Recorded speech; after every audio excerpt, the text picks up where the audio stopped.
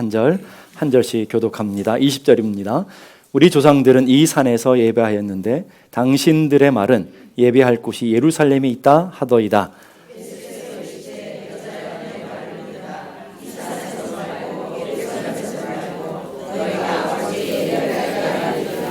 너희는 알지 못하는 것을 예배하고 우리는 아는 것을 예배하노니 이는 구원이 유대인에게서 남이라.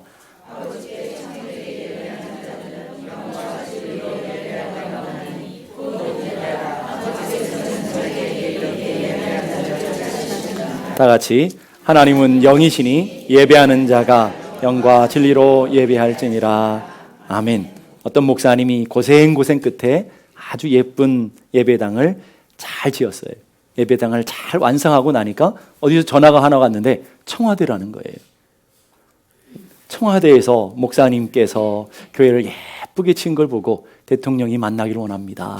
이렇게 전화가 온 거예요. 얼마나 감격스럽습니까? 지금까지 고생했는데 그 수고와 그 눈물을 가지고 이 예쁜 예배당을 지었는데, 예배당 짓느라 그렇게 수고했는데 아무도 기억해 주는 게 아니라 대통령이 자기를 부르고 대통령이 기대해 준다니까 얼마나 감격스러웠겠어요.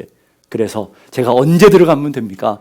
언제 가면 됩니까? 그랬더니 그 전화기에서 오늘은 만우절입니다 이랬다는 거죠.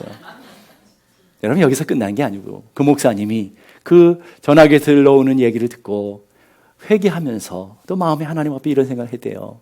아니, 대통령이 뭐길래 대통령이 나를 부르는데도 이렇게 기쁘고 감격스러운데 만왕의 왕이신 하나님이 나를 부르신다면, 나를 찾으신다면 내가 얼마나 감격스럽겠는가, 얼마나 영광이 되겠는가. 그리고 그분의 인생 모토, 목회 모토를 바꿨대요. 하나님 찾는 사람이 되자. 사람 즐거워하게 하는 사람이, 이 땅에서 인정받는 사람이 아니라 하나님 찾는 사람이 되자. 하나님께서 기다리는 사람이 되자. 그리고 목회를 잘 하셨다는 얘기예요. 오늘 옆에 분하고 인사하십시다. 하나님이 찾는 사람이 됩시다. 한 번 더 그 옆에 있는 사람하고 인사하십시다. 하나님 찾는 사람이 됩시다. 아멘. 하나님이 찾으시는 사람이 그러면 어떤 사람일까요? 하나님 찾는 사람이 어떤 사람일까? 제가 설교를 준비하면서 하나님의 마음을 좀 헤아려 봤어요. 하나님 아버지의 마음을 부모된 입장에서 자녀들을 바라보면서 내가 자녀들이 기뻤을 때, 자녀들을 보고 행복했을 때가 언젠가. 뭐 공부를 잘해서 성적이 좋거나, 뭐 좋은 학교 가거나, 뭐 좋은 직장 구하거나, 좋은 선물 받아, 이때 행복하겠죠. 그런데 진짜 행복하고 진짜 기뻤을 때는 그때가 아니더라고요. 보니까 자녀들이 아빠를 아빠로 인정해주고 아빠를 존중해줄 때, 그때 정말 행복했어요. 그리고 그 아빠를 존중하는 상태에서 서로 사랑하며 신뢰하며 오래된 관계를 맺고자 하는 그런 관계를 가졌을 때 참 행복했어요. 그런 것처럼 하나님 아버지께서 자녀된 여러분들에게 정말 원하시는 게 뭘까? 그런 생각을 해보는 거예요. 하나님 아버지께서 여러분에게 뭘 원하실까요? 하나님과 집 팔아 바쳤는데요? 그걸 원하실까요? 나 하나님 이렇게 열심히 충성했는데요? 두 번째, 큰 아들은 그렇게 충성했는데도 큰 아들 하나님 아버지의 마음을 몰랐잖아요. 그러면 하나님께서 오늘 우리에게 찾으시는 게 도대체 뭘까 하는 생각을 해보게 되는 거죠. 하나님께서 오늘 이 시간에 여러분들에게 뭘 원하실 것 같아요? 하나님께서 난 널 원한다. 난 널 원해. 너의 돈도 아니고, 너 주머니에 있는 그 돈도 아니고, 너의 그 헌신이나 너의 눈물이 아니고, 난 너를 원한다. 껍데기 너가 아니고 너의 온 마음이 담겨져 있는, 하나님을 향한 중심이 담겨져 있는 너를 원한다 라고 주님이 하시지 않을까 하는 생각을 해보게 되었습니다. 오늘 우리는 하나님 앞에 예배하러 나오셨어요. 오늘 예배 드리러 나왔다고요. 근데 오늘 마치 주일이니까 적선하듯이, 마치 내가 주님 앞에 나와야 되는 마땅한 의무 방어전을 하듯이 오늘 우리가 주님 앞에 그렇게 나온 분들은 없냐는 거예요. 주님 앞에서 무엇인가를 드리며 내 시간을 드리고 내 헌신을 드리면서 마치 인색해서 마치 못해 하나님 앞에 그렇게 살아가는 우리들의 모습은 아니냐라는 거예요. 예수님께서 이 땅에 오셔서 하나님을 사랑한다고 그러고 하나님을 섬긴다고 그러고 하나님을 존중한다고 하는 사람들의 모습을 보니까 예수님께서 이 땅에 있는 사람들의 마음이 그렇게 하나님을 향해서 있지 않는 거예요. 하나님께서 그런 사람들에게 요구하시는 명령이 있죠. 마태복음 22장 37절 말씀 다 같이 읽겠습니다. 시작. 예수께서 이르시되 내 마음을 다하고 목숨을 다하고 뜻을 다하여 주 너의 하나님을 사랑하라. 하나님 원하시는 게 뭐예요? 너 사랑해. 나를 사랑해. 그런데 어떻게 해요? 목숨을 다하고 내 마음을 다하고 내 뜻을 다하고. 여러분 여기 말씀 중에 계속 반복되는 게 뭐예요? 다라는 말이에요. 여러분 적당히가 아니라는 거예요. 일주일에 하루 주일만이 아니라는 거예요. 너의 인생 전체가, 너의 삶 전체가, 너의 모든 삶이 하나님을 향해서 다하는 사랑, 하나님을 향해서 다하는 믿음, 하나님을 향해서 온 삶으로 드려지는 그런 너를 원한다. 하나님이 원하시는 게 그거라고요. 나 너를 원한다. 이거를, 이 하나님의 마음을 오늘 본문의 표현으로 말하면 23절이에요. 23절 다 같이 시작. 아버지께서 자기에게 이렇게 예배하는 자들을 찾으시느니라. 이 찾으신다는 헬라어는 그냥 이렇게 둘러본다는 말이 아니에요. 잃어버린 것을 찾는 마음으로, 찾고 고대하고 고대하는 마음으로 혹시 나를 예배하는 자가 누군지, 중심이 하나님을 향한 자가 누군지, 믿음으로 하나님을 바라보는 자가 누군지 찾고 찾고 또 찾고 또 찾는 주님의 마음이 담겨져 있다라는 거예요. 근데 하나님이 찾으시는 사람이 누구라고요? 예배자. 하나님을 예배하는 자. 오늘 성경을 잘 보세요. 하나님을 찾는 사람이 집하러 바친 사람이 아니라고요. 돈 많이 들인 사람이 아니라고요. 기도 많이 하는 사람이 아니라고요. 하나님을 온전히 예배하는 예배자를 찾으시고 계시다라는 거예요. 이 말 속에는 하나님이 예배자를 찾고 계시다라는 것은 하나님이 예배자를 얼마나 귀하게 여기신다 하는 것을 가르쳐 주는 것이고, 예배자를 귀하게 여기시는 것만큼 우리가 드리는 이 예배를 하나님이 얼마나 소중하게 여기시고 얼마나 존중히 여기시는지를 가르쳐 주고 있는 거죠. 제가 이 설교를 일주일 동안 준비하면서 제 마음속에 부담이 되어지고 제 마음속에 떠나지 않았던 찬양이 있어요. 복음성가인데, 주를 위한 이곳에 예배하는 자들 중에, 주를 위해서 여러분이 모였잖아요. 여기 예배하는 자들이잖아요. 여기들 아니지 않습니까? 저기 예배하러 오셨죠. 저를 보러 오시지 않았잖아요. 밥 드시러 오신 분이 없잖아요, 여러분. 저 예배하러 다 오신 거 아니겠어요? 그런데 이 예배하는 주들 중에서 하나님이 찾느니 없어. 가슴이 웰컥했어요. 아니 하나님, 이 많은 교회, 이 땅에 얼마나 많은 교회들이 많고, 이 땅에 얼마나 많은 예배자들, 하나님을 예배한다는 사람들이 많고 하나님을 사랑한다는 사람이 이렇게 많은데 하나님이 찾는 예배자가 없다니, 이게 말이나 됩니까? 그러면서 주님께서 슬퍼하시네. 그런데 주님이 이 땅 가운데 사역하시면서 그 얘기를 하셨다고요. 말세가 되면 믿는 자를 보겠느냐, 믿음을 가진 자가 보겠느냐, 온 마음으로 하나님을 사랑하는 사람을 만날 수 있겠느냐, 참된 예배자를 보겠느냐. 주님이 단식하셨던 그 말씀을 우리가 기억해내는 거죠. 예배하는 이 자리에 겉으로는 열심으로 번제를 하고 하나님을 사랑하는 것 같은데 하나님 찾는 예배자가 없다라는 거예요. 입술로는 주여 주여 찬양도 하고 얼마나 감격적으로 찬양하고 하나님 하고 우리 찬양하지만 우리 하나님 보실 때, 우리 하나님이 찾으실 때 참 예배자가 없더라는 말이에요. 주의 이름으로 선지자 노릇을 했어요. 하나님 말씀을 가르친다고요. 하나님 말씀을 매일 연구했다고요. 난 너 모른다 그러신. 주의 이름으로 권능도 행했어요. 주의 이름으로 귀신도 내어쫓고요. 주님의 이름 때문에 직분도 받았다고요. 주님의 이름 때문에 전도돼서 영혼들도 많이 건져냈다고요. 교회를 헌신했고요. 이것저것 다 바쳤고요. 매 순간마다 예배를 드렸다고요. 그것도 모자라 여러분들 중에는 새벽마다 나와서 기도하며 누가 봐도 영적이고 누가 봐도 거룩하고 누가 봐도 경건한 사람들도 있다고요. 그런데 그런 사람들 중에 바리새인과 서기관들이 있었다는 걸 기억하셔야 돼요. 바리새인과 서기관들이 어설픈 사람들이 아니었다고요. 그래서 사람들이 바리새인이라고 이름 지어준 거는, 야 너희들은 우리와 다른 존재야, 분리된 자들이야, 도무지 우리가 너희들 따라갈 수 없어, 너희들은 거룩한 자야, 너희들은 분리된 자라고 구별시켜줬던 자가 바리새인이었는데, 주님이 오셔서 누구를 책망해요? 휘칠한 무덤들아, 이 독사의 새끼들아, 아주 무서운 저주잖아요. 누구를 향해서요? 매일 예배하는 사람들, 매일 금식하는 사람들, 매일 시간을 정해놓고 기도하는 사람들, 하나님 사랑한다고 하는 사람들, 날마다 주님 앞에 충성하는 사람들, 자기 스스로 만족했잖아요. 주변의 사람들도 인정해 줬잖아요. 그게 중요하지 않더라는 거예요. 자기 스스로 만족하면 이만하면 됐지. 이만하면 권사직분 감당하고 있어. 이만하면 나 잘하고 있어. 그거로 만족할 수 없다라는. 다른 사람이 인정해줘요. 저 권사님은 영적이야. 저 권사님은 기도도 많이 하셔. 저분은 믿음도 좋아. 하나님의 말씀 얼마나 잘하는지 몰라. 남들이 인정해주는 거 아무 상관없다라는. 정말 중요한 것은 주님이 우리를 보시면서 무엇라고 하시느냐라는. 주님이 우리를 보시면서, 주님이 우리를 바라보면서, 야, 너는 내가 찾는 참된 예배자야. 너는 너의 중심이 오직 하나님을 향하는 너야말로 참된 믿음의 사람이야 라고 인정해 주느냐라는 거예요. 사람들은 얼마든지 속아요. 그래서 이런 성경이 나온 거잖아요. 사람은 외모를 보거니와 하나님은 어디를 본다고요? 중심을 본다.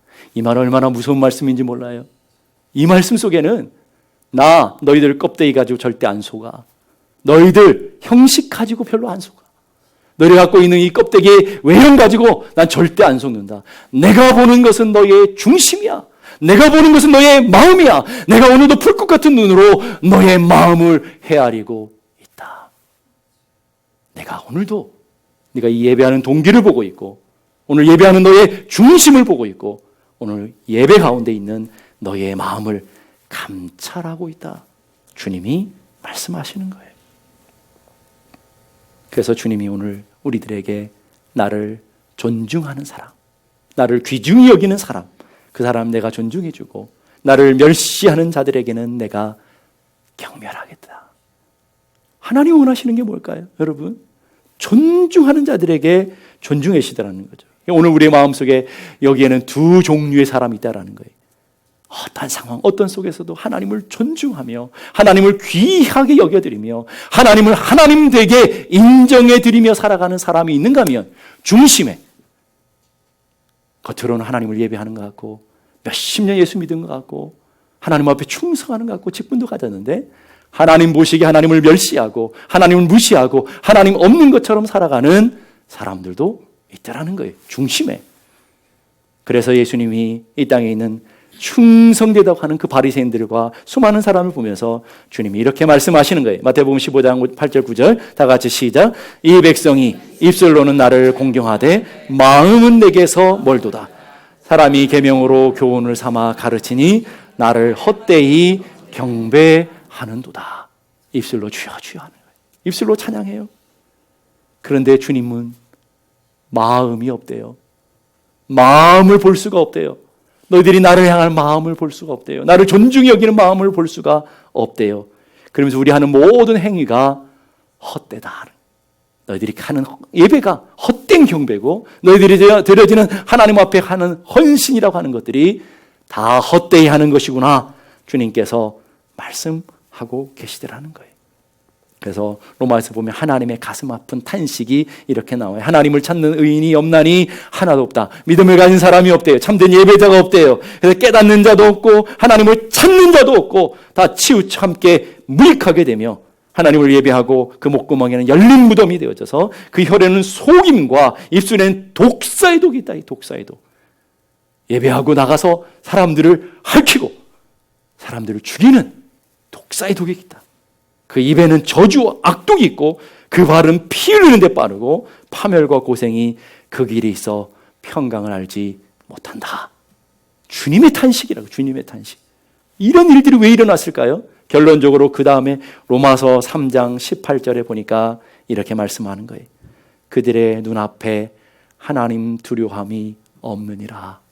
근본적인 이유가 뭐라고요? 하나님을 두려워하지 않는다는 거예요. 하나님을 경외하지 않는다라는 거예요. 하나님을 존중히 여기지 않는다라는 거예요. 그래서 이걸 세상 말로 하나님을 만만하게 보는 거죠. 하나님 얼마나 우스워요. 이 땅에 하나님의 이름이 얼마나 우습습니까? 오늘 교회에 하나님의 이름이 얼마나 우습습니까? 오늘 성도들의 삶 속에 하나님이 얼마나 같지 않아 보이고 얼마나 우스워요. 하나님을 믿는다고 하는 사람들의 입술을 통해서, 삶을 통해서 하나님이 모욕받고 있는 이 시대 사람들의 모습을 우리는 보게 되는 거죠. 하나님이 찾는 예배자, 하나님을 경외하는 자, 하나님을 존중해 여기는 자가 하나도 없도다. 하나도 없도다. 여러분, 남의 일이 아니잖아요. 옛날 로마교회 성도들 향한 이야기지만 로마교회 성도들만 그런 게 아니라 오늘 이 땅에 많은 교회들이, 많은 성도들이 이런 삶을 살아가고 있는 거죠. 그래서 하나님이 더 간절히 찾는 거예요. 나를 예배하는 자가 있나? 믿음으로 내 앞에 나온 중심이 오직 하나님을 향한 사람이 어디 있나? 찾고 찾아다니시는 주님의 모습. 요한복음 5장 42절 보니까 다만 하나님을 사랑하는 것이 너희 속에 없음을 알았도다. 여러분, 얼마나 무서운 말씀이에요. 얼마나 또 잔인한 말씀이에요. 하나님 앞에서 우리가 하나님 사랑한다고 평생을 살아갔는데, 평생 예수 믿는다고 그러는데 하나님께서 우리를 보시니까 너희 마음속에 하나님 사랑이 없음을 내가 봤다. 너의 마음속에 하나님 사랑이 없어. 여러분, 이게 결정적인 문제라는 거죠. 자기 땅에 왔는데 하나님을 알아보지 못해요. 영접하지 않아요. 중심에 하나님을 섬기지도 않아요. 그리고 결국은 예수 그리스도 하나님을 십자가에 못 박혀 죽게 해요. 여러분, 그게 2000년 전의 이야기가 아니라 오늘 여러분의 마음속에, 여러분의 삶 속에, 여러분의 가정 속에, 여러분의 기업 가운데 매일매일 반복되는 일이라고요. 오늘 여러분의 마음속에 예수 그리스도가 계십니까? 정말 왕으로 오신 그 주님을 영접해서 하나님의 자녀의 권세를 누리는 믿음의 삶을 살아가고 있습니까? 매 순간마다 하나님을 하나님으로 인정하고 하나님을 주인으로 인정하는 여러분의 가정이십니까? 여러분의 기업이 정말 주인이 하나님이라고 인정하는 기업이냐고요. 입술로 말고 여러분의 중심에 그런 삶을 살고 있느냐라는 거예요. 예배라고 하는 헬라어는 프로스쿠네오라고 하는데 두 단어가 합쳐 있는 거예요. 하나님을 향해서라는 단어와 입맞추다 하는 단어가 합쳐 있어요. 이 말은 뭐냐면 종들이 주인 발 앞에 납작 엎드려서 주인을 존경하고 감히 주인의 얼굴을 쳐다보지 못하며 그 존경과 주인의 가치를 인정하고 주인의 발에 입을 맞추는 행동. 그게 예배라는 거예요.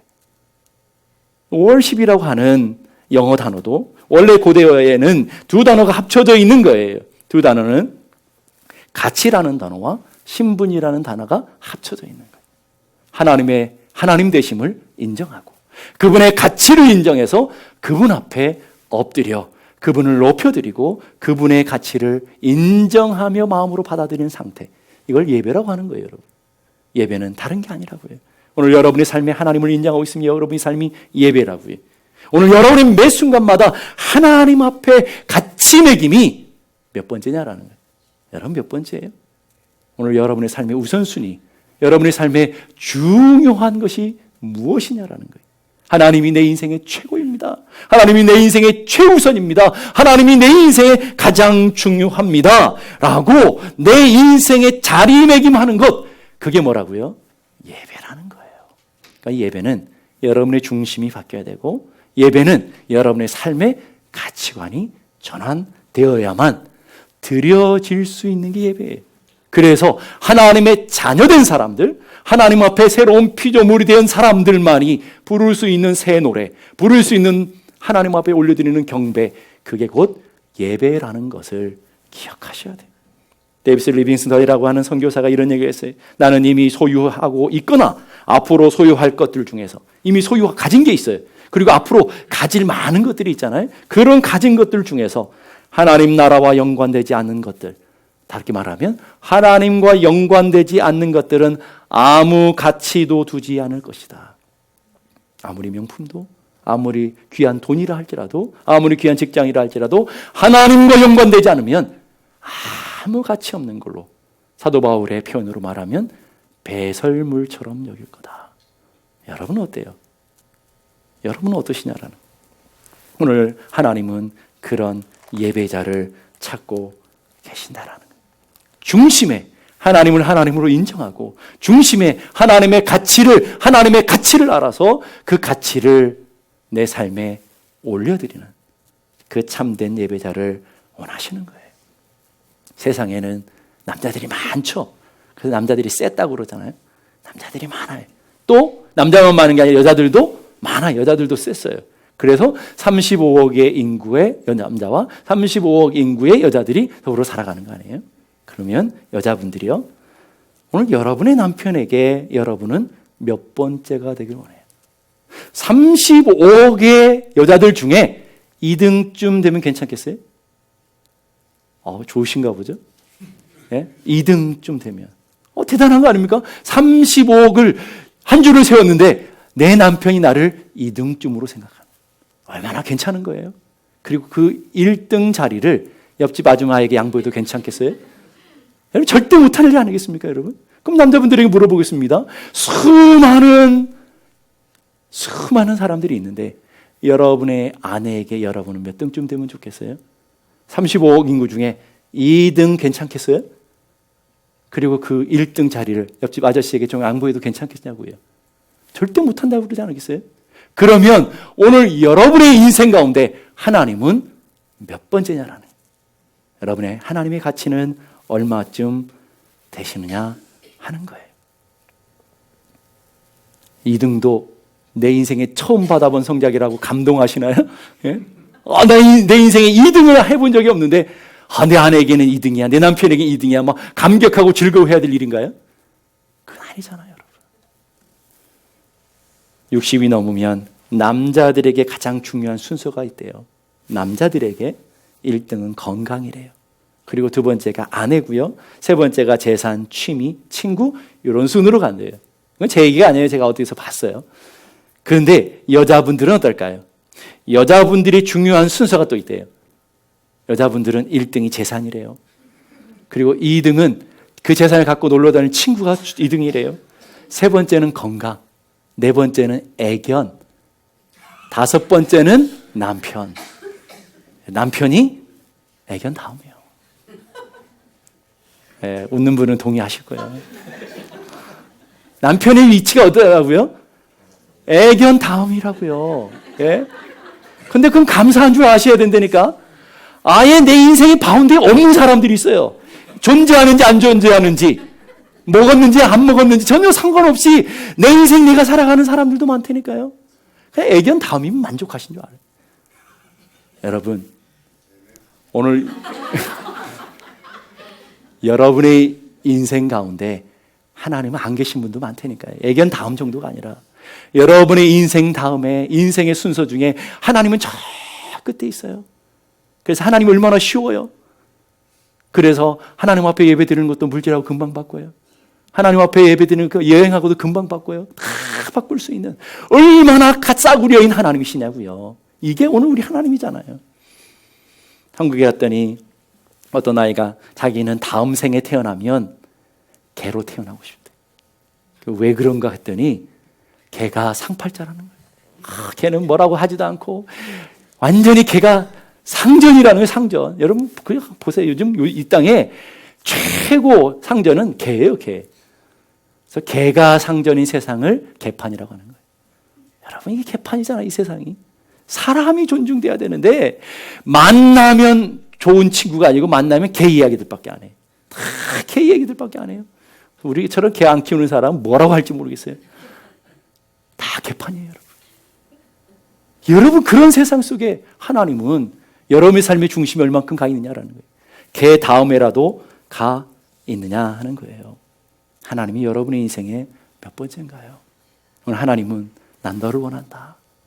난 중심이 하나님을 경외하고 중심이 하나님을 바라보고 그 가치를 인정하는 너를 원한다 라고 하는데, 우리는 우리의 마음속에 하나님이 없다니까요. 하나님을 경외하는 자리 있는가 봤는데 없다라고 얘기하잖아요. 하나님을 예배하는 자가 없다. 우리는 우리 삶에 참된 예배자라면 하나님, 내 인생 하나님이 최고입니다. 그 어떤 거 바꿀 수 없습니다. 이 고백이 우리들 안에 일어나야 되지 않을까 하는 거예요. 그래서 찬송가에 보면 주 예수보다 더 귀한 것 없네. 이 세상 부귀와 이 땅에 살아가는 모든 사람들이 제일 좋아하는 게 돈 아닙니까? 돈하고도 바꿀 수 없는 것. 아멘 하셔야 돼요. 네? 돈하고 절대 바꿀 수 없는 것이 주 예수 그리스도. 오늘 시험해 볼 거예요, 여러분. 돈하고 예배를 바꾸는 일이 있는지. 여러분, 주 예수보다 바꿀 게 없다니까요. 주 예수보다도 바꿀 수 귀한 것 없는데 명예와 바꿀 수 없대. 행복과 바꿀 수. 이 땅에 행복을 위해 살아가잖아요. 많은 분들이 행복과 바꿀 수가 없는 것이 주 예수 그리스도라는 것. 그 말을 바꿔 말하면 주님이 내 인생의 최고입니다. 주님이 내 인생의 전부입니다. 고백하는 인생인 줄로 믿습니다. 옆에 분하고 인사하십시다. 주님이 최고입니다. 다시 한번 주님이 최고입니다.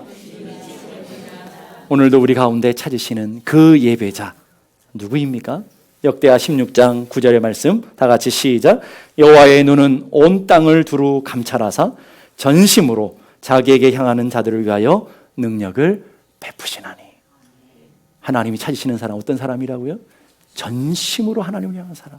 저 성경에 많은 단어를 좋지만 이 전심이라는 단어를 좋아해요.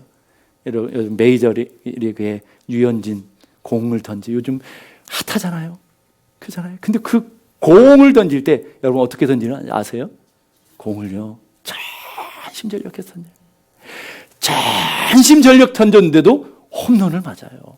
전심전력하는데요. 제가 유현진 선수가 던지는 걸 한국에서 가서 보니까 공 하나 던지고 땀이 얼마나 나는지. 여러분 이게 전심이라는 거예요. 여러분 하나님 앞에 어떤 삶으로 나가고 있느냐를 적당히 베드로가 멀찍이 쫓아가듯이 적당히 그럴듯하게 오늘 쫓아가고 있는 것은 아니냐라는. 토미 테니 목사님이 하나님께 굶주린 예배자라는 책에 보면 아주 멋있는 표현들을 하고 있어요. 하나님은 하나님께 굶주린 그의 자녀들을 찾아오신다. 하나님을 향한 굶주림이 너무 간절해서 하나님을 향한 굶주림이 너무 간절한 다른 사람이 당신에 대해서 어떻게 생각하는지 신경 쓰지 못하는 정도로 초췌해진 적이 있는가? 여러분 하나님 앞에 너무 목말라 너무 간절히 배고파요. 그래 다른 사람이 나를 어떻게 판단하는 다른 사람이 나를 어떻게 보는지 전혀 눈에 들어오지 않아요. 오직 하나님께 집중해 있는 믿음의 삶이 되어져 있느냐는. 하나님을 가장 먼저 배고파하라. 우리의 문제는 간절하게 굶주려 본 적이 단 한 번도 없다는 것이다. 여러분 옛날에 배고파 본 적 있나요? 배고픈데 먹을 것이 없어 본 적 있나요?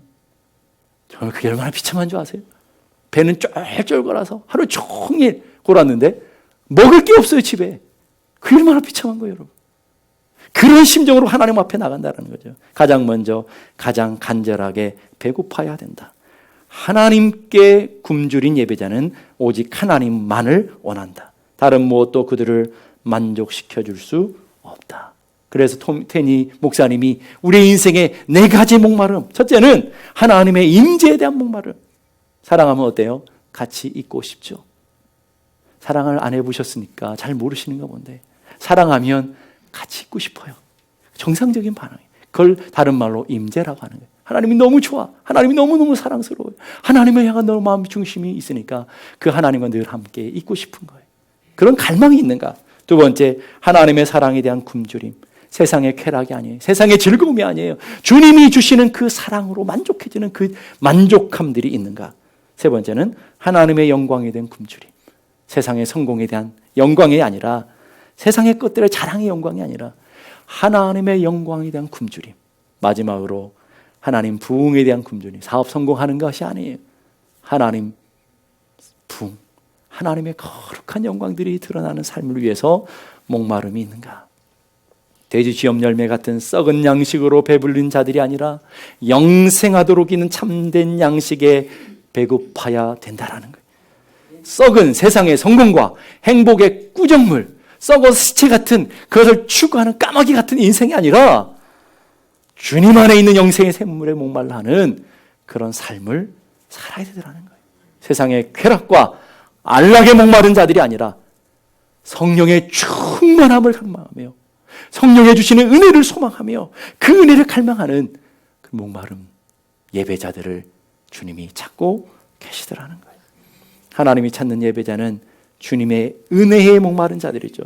하나님이 찾는 예배자는 영적인 갈망을 갖고 있는 사람이에요. 은혜에 배고픈 자들이에요. 하나님 아니면 안 됩니다. 은혜 아니면 도무지 안 됩니다. 그래서 이런 복음성가가 있는 거예요. 은혜 아니면 살아갈 수 없네. 우리 한순간 호흡마저도 다 주의 것이니. 이런 여러분 그런 고백이 있습니까? 은혜 아니면 살아갈 수 없습니다. 오늘도 주님의 은혜 붙들어 주지 않으면 우리는 도무지 살아갈 수 없습니다. 하나님 은혜 주옵소서. 오늘 이렇게 갈망함으로 예배드리는 그 예배를 오늘 받아 주신다라는 것. 세상의 평안과 위로 내게 없어도 오직 예수뿐이네. 크신 계획 다 볼 수 없고 작은 고난에 지쳐도 주께 주님의 사랑에 묶인 나의 모든 삶 버티고 견디게 하시네. 은혜 아니면 살아갈 수 없네. 나의 모든 것 주께 맡기니 참된 평안과 위로 내게 주신 주 예수 오직 예수뿐이네. 오직 예수뿐이네. 그런 중심의 마음이 예배자라는 거예요. 중심의 마음이. 그래서 주님이 그런 간절함과 사모함과 갈급함으로 주님 앞에 나가는 그런 심령을 이렇게 표현했어요. 시편 51편 17절 다 같이 시작. 하나님께서 구하시는 제사는 상한 심령이라. 하나님이여 상하고 통회하는 마음을 주께서 멸시하지 아니하시리다. 하나님 구하시는 제사는 어떤 제사라고요? 상한 심령. 천천의 수양을 갖는들, 만만의 소를 하나님 앞에 드린들 하나님 받으시겠냐라는 거예요. 중심이 없는 제사를 받으시겠어요? 그럼 왜 제사 드리는 거예요? 여러분 양을 각을 뜨고 양을 안에 있는 내장들을 다 뽑아내고 가죽 벗기면서 뭐 하는 거예요? 주님, 내가 저렇게 죽었어야 되는데 나의 죄 때문에 저렇게 양이 죽고 소가 잡히는군요. 하나님, 주의 은혜 아니면 살아갈 수 없습니다. 주님의 긍휼 아니면 살아갈 수 없습니다. 그런 애통함, 그런 간절함, 그런 통회함이 하나님 제사를 주신 이유라고요, 여러분. 제사가 목적이 아니라고요. 하나님이 어디 소 태우는 냄새 좋아서 제사 드리라고 그랬겠어요? 그게 아니고 제사를 드리는 예배자의 마음속에 하나님, 내가 저렇게 죽어야 되는데 내가 저렇게 찢겨야 되는데 내가 갈기갈기 쪼개져야 되는데 나 대신에 나의 죄 때문에 저렇게 양이 죽고 저렇게 소가 죽습니다. 주님, 주의 은혜로 살아갑니다. 주의 긍휼로 살아갑니다. 구약은 율법이고 신약은 복음 아니라고요, 여러분. 구약보다 다 하나님의 은혜요, 하나님의 복음이라고요. 그거 하려고 졌더니 재물만 갖다 바치네. 중심은 없이. 애통함이 없어요. 간절함이 없다고요. 하나님 앞에 통회함이 없다고요. 그게 오늘 우리들의 예배가 되고 말았다라는 거예요. 하나님이 원하시는 것은 상한 심령이다. 상하고 통회하는 마음을 주께서 멸시하지 아니하시리이다. 우리 제일 먼저 복음성가로 돌아가 보실까요? 주님이 이 예배 가운데 예배자를 찾으시는데 예배자가 없대요. 예배자가 없대요. 그 주님의 아픔이잖아요. 그런데 거기서 끝나는 게 아니라 복음성가는 그 다음으로 이어져요. 그 다음 보십시다. 얼마나 은혜스러운지 몰라요. 주님이 찾으시는 그 한 사람 예배자. 주님이 찾고 주님이 믿음으로 주님을 찾는 그 한 사람 예배자. 누가 되길 원한다고요? 내가. 오늘 이 시간에 내가 그 예배자 되기 원합니다. 그 믿음의 사람 되길 원합니다. 그렇게 간절히 주께 예배하네. 주 은혜로 내가 이곳에 서 있네. 주 임재에 엎드려 절하네. 이게 예배잖아요. 주 임재를 기다립니다. 그 어느 것도 난 필요 없습니다. 주님만 경배해. 하나님, 그 예배자가 내가 되고 싶습니다. 하나님, 그 참된 믿음으로 하나님 앞에 서 있는 자가 하나님을 하나님으로 인정하고 하나님이 나의 구원자이실 뿐만 아니라 나의 왕 되시고 주인 되심을 인정합니다. 엎드리는 그 예배자. 하나님, 그 예배자 내가 되길 원하시더라는 거예요. 말라 비뚤어진 빵 조각들을 구하려고 수많은 제자들이 찾아왔잖아요. 근데 난 그런 거 줄 수 없다 그랬더니 허다한 제자들이 다 주님을 외면하고 떠났어요. 빵 조각이 찾으러 다 허다하고 떠났어요. 주님이 안타까운 마음으로 12제자를 보시면서 너희도 가려느냐 물어요. 너희도 가려느냐? 너희도 그 말라 비틀어지는 빵 조각, 세상에 썩을 양식 구하려 너희도 가려느냐 물었을 때 베드로가 믿음으로 고백하는 거예요. 주님, 영생의 말씀이 주께 있는데 여기 주님이 계시는데 우리가 어디로 가겠습니까? 여러분, 주님 얼마나 기뻐했을까요? 분명 이제 베드로는 주님을 배신할까 알아요. 그러나 지금 믿음의 고백은, 지금 간증은 진실이에요. 주님은 그 진실을 보고 계시는 거예요. 주여, 생명의 말씀이 내 앞에 있는데, 영생의 말씀이 주께 있는데 우리가 어디로 가겠습니까? 나는 어떤 것으로 만족하지 않습니다. 주님 한 분만으로 만족합니다. 이 고백을 들었을 때 우리 주님이 얼마나 기뻐했을까냐는 거예요. 주님의 옷자락 붙잡고 주님의 옷자락 이번 이 순간에 붙잡지 않으면 나는 영원한 소망이 없고 영원한 구원이 없다라고 12 혈루증 앓은 여인이 주님의 옷자락을 꽉 붙잡는 그 간절함, 여러분 그 목마름 여러분 아십니까? 그 목마름으로 주님 앞에 그 옷자락 붙잡는 심령으로 나오는 사람을 예배자라고 하는 거예요. 주인 개라도 좋습니다. 개 취급해도 좋습니다. 그러나 주인의 상에서 개들도 떨어지는 부스러기를 먹습니다. 하나님, 오늘 주인의 다 개 취급해도 좋은데 주인의 상에서 떨어지는 그런 부스러기 은혜라도 좋습니다. 그런 부스러기 은혜라도 나에게 허락하여 주옵소서. 여러분, 하나님 얼마나 기뻐했을까요? 주님이 얼마나 마음이 흡족했을까요? 그래서 내가 이 이스라엘 중에 이만한 믿음을 본 적이 없다 인정해 주시는 거 아니겠습니까? 왜 그렇습니까? 그런 간절함이, 그런 목마름이 주님을 향한 은혜에 대한 목마름으로 나가는 걸, 그 예배자라고 하는 거예요. 하나님 흡족히 받으시고 인정해 주시는 거예요. 오늘 주님이 찾는 그 예배자가 바로 그런 사람인 거죠. 여러분, 주님이 찾으시는 그 예배자, 오늘도 하나님의 마음을 시원케 드리는 참된 믿음으로 서는 그 한 사람이 여러분 한 사람 한 사람이 되기를 원합니다. 하나님을 하나님으로 인정하고 하나님의 가치를 온전히 인정함으로 여러분의 삶의 자리에 참된 예배로 나아가는 한 사람이 되어서 여름날의 얼음 냉수처럼 주님의 마음을 시원케 드리는, 내가 찾는 바로 그 사람을 찾았다, 내가 찾는 바로 그 예배자를 만났다, 기뻐하실 수 있는 믿음의 사람들이 다 될 수 있기를 주님의 이름으로 축복합니다. 우리 다 같이 일어나셔서 오늘 말씀을 생각하시며 오늘 찬양의 가사를 생각하시며 이 찬양을 고백하십시오. 우리의 고백으로